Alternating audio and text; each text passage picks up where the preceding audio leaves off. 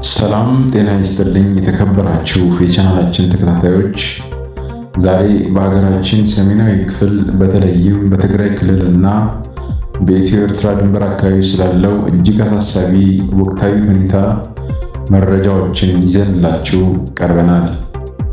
የፕሪቶሪያው የሰላም ስምምነት ከተፈረመ ከ3 ዓመታት በኋላ አካባቢው በድጋሚ ወደ ከፋ ግጭት ሊያመራ የሚችልበት አፋፍ ላይ እንደሚገኝ የተለያዩ መረጃዎች እየጠቁሙ።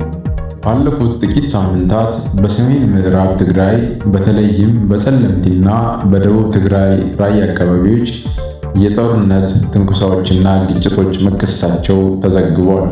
የፌዴራል መንግስት የትግራይ ታጣቂዎችና የኤርትራ ሰራዊት በድንበር አካባቢዎች ከፍተኛ ቁጥር ያለው ሰራዊትና ከባድ መሳሪያዎችን እያስጠጉ ይገኛሉ። በጥር ወር መጨረሻ ላይ የተከሰተውን ግጭት ተከትሎ ወደ መቀሌና ሽሬ የሚደረጉ በረራዎች ለተወሰኑ ቀናት ተቋርጠው የነበረ ሲሆን ይህም የሁኔታውን አሳሳቢነት ማሳያ ሆኗል።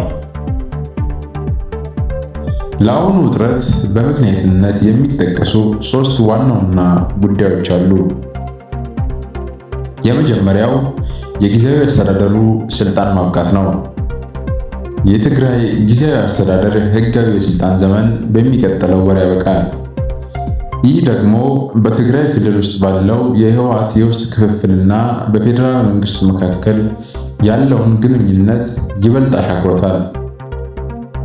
ሁለተኛው ደግሞ የኤርትራ ሚና ሲሆን ኤርትራ የፕሪቶሪያውን ስምምነት እንደማትቀበልና የራሷን የጸጥታ ስጋቶች ለማስከበር በድንበር አካባቢ ሰርጎ ገቦችን እያስገባች እንደሆነ የሚገልጹ ሪፖርቶች አሉ።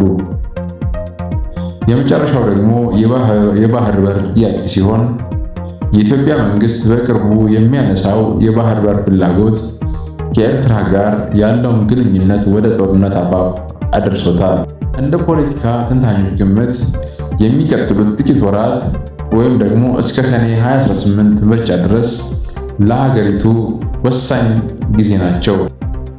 አነስተኛ ግጭቶች ወይም ደግሞ ቦርደር ስኪሚሽ በይገባኛል ጥያቄ የሚነሳባቸው አካባቢዎች ለምሳሌ ወልቃይትና ራያ ተደጋጋሚ አነስተኛ ግጭቶች ሊቀጥሉ ይችላሉ። የአፍሪካ ህብረትና የአሜሪካ መንግስት በድጋሚ ጣልቃ በመግባት ሁለተኛ የሰላም ውይይት እንዲጀመር ግፊት ሊያደርጉ ይችላሉ።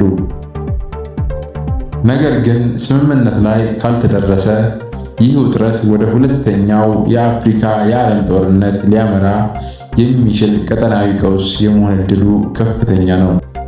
ውድ ተመልካቾቻችን፣ በትግራይና በድንበር አካባቢ ያለው ሁኔታ እጅግ ተለዋዋጭ ነው።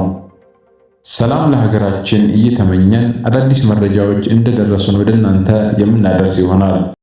ለቻናላችን አዲስ ከሆናችሁ ሰብስክራይብ ማድረግ ቤተሰብ ይሁኑ። እናመሰግናለን።